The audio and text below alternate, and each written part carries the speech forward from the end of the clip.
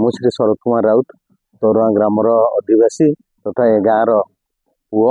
ଆମର ତରୁଆଁର ଆମର ବହୁତ ଦିନରୁ ଆମର ଦଧିବାମାନ ମନ୍ଦିର ପ୍ରତିଷ୍ଠିତ ହେଇଛି ଏବଂ ସେଇ ମନ୍ଦିରରେ ଆମର ପ୍ରତିବର୍ଷ ରଥଯାତ୍ରା ମଧ୍ୟ ଦଧିବାମାନ ଠାକୁରଙ୍କର ଘୋଷଯାତ୍ରା ହୁଏ, ରଥଯାତ୍ରା ହୁଏ।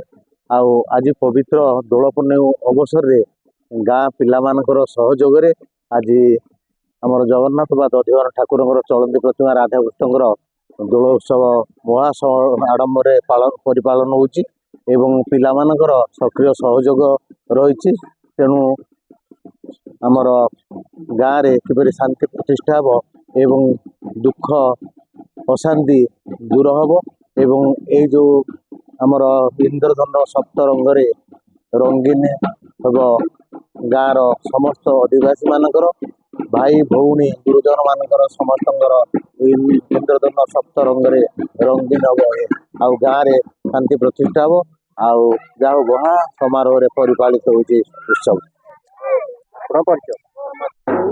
ମୁଁ ହଉଛି ଶ୍ରୀ ପ୍ରାଣକୃଷ୍ଣ ଭଞ୍ଜ, ଦେବୋତ୍ତର ବିଭାଗ ଠାକୁର ଶ୍ରୀ ଦଧିବାନଜୀଙ୍କର ସେବକ ତଥା କୋଠ ତହସିଲଦାର ଅଟେ। ଏଠି ଏ ବର୍ଷର ପ୍ରଥମ କରି ଆମେ ଗାଁ ଲୋକର ସମସ୍ତ ଲୋକମାନଙ୍କୁ ନେଇ ପୁଅ ଝିଅ ଭାଇ ଭଉଣୀ ସମସ୍ତଙ୍କୁ ନେଇ ଭଲରେ ଆମେ ଏ ଉତ୍ସବ ପାଳନ କରୁ, ଦୋଳ ଉତ୍ସବ। ଏହାର ଚଳନ୍ତି ପ୍ରତିମା ହେଉଛନ୍ତି ରାଧାକୃଷ୍ଣ।